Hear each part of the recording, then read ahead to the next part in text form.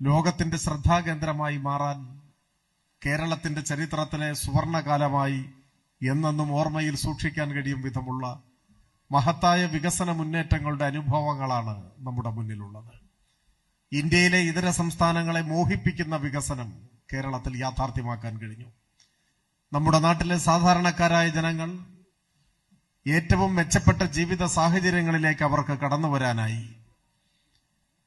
62 ലക്ഷം മലയാളികൾ ക്ഷേമ പെൻഷൻ അർഹരായി പ്രതിമാസം 2000 രൂപ കൈപ്പറ്റുകയാണ്.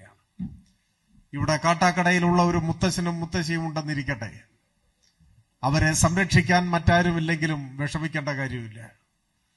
സർക്കാർ അവരോടൊപ്പമുണ്ട്.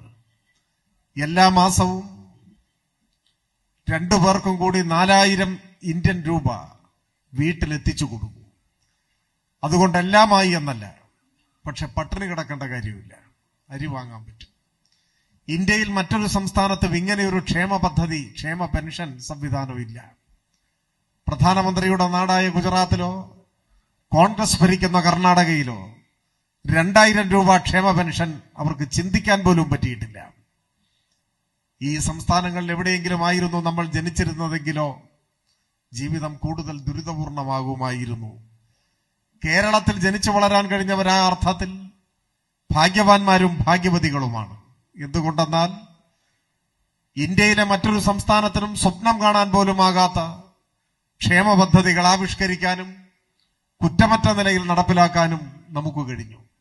അതിന്റെ ഭാഗമായാണ് കുടിശ്ശികയില്ലാതെ 62 ലക്ഷം മലയാളി പ്രതിമാസം 2000 രൂപ സർക്കാരിന്റെ ധനസഹായം ക്ഷേമ പെൻഷന്റെ രൂപത്തിൽ കൈപ്പറ്റിക്കൊണ്ടിരിക്കുകയാണ്. അതിനു പുറമെയാണ് വീട്ടമ്മമാരുടെ സ്ത്രീ സുരക്ഷാ പെൻഷൻ. നമ്മുടെ രാജ്യത്ത് ആദ്യമായാണ് ഇങ്ങനെ ഒരു ആശയം ചർച്ച ചെയ്യുന്നത് പോലും. ഇപ്പോ സ്ത്രീ സുരക്ഷാ പെൻഷൻ അപേക്ഷിച്ചവർക്കെല്ലാം അവരുടെ അക്കൗണ്ടിൽ പണമെത്തി. ഇനിയും അപേക്ഷിക്കാം. അഭ്യസ്തവിദ്യരായ യുവതി യുവാക്കൾക്ക് പ്രതിമാസ സ്റ്റൈപ്പൻഡ് അപേക്ഷിച്ചവർക്കെല്ലാം അക്കൗണ്ടിൽ പണമെത്തി.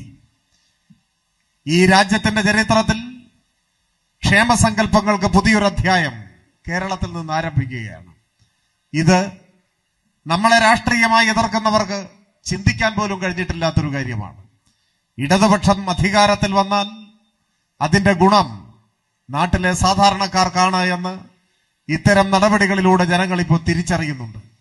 ഇടതുപക്ഷം ജയിച്ചു എന്ന് പറഞ്ഞാൽ ജനങ്ങൾ ജയിച്ചു എന്നാണ് അർത്ഥം. ഇടതുപക്ഷം ഭരണത്തിലേറി എന്ന് പറഞ്ഞാൽ ഏറ്റവും സാധാരണക്കാരായ മനുഷ്യരുടെ ജീവിതത്തിൽ വലിയ മാറ്റങ്ങൾ ഉണ്ടാകാൻ പോകുന്നു എന്നാണ് അർത്ഥം. ഇത് ക്ഷേമ പെൻഷന്റെ കാര്യത്തിൽ മാത്രമല്ല, എല്ലാ മേഖലയിലും കേരള ചരിത്രത്തിലെ ഒരു സുവർണകാലം എന്ന നിലയിൽ അടയാളപ്പെടുത്തുകയാണ് നമ്മുടെ ഈ കാലയളവ്.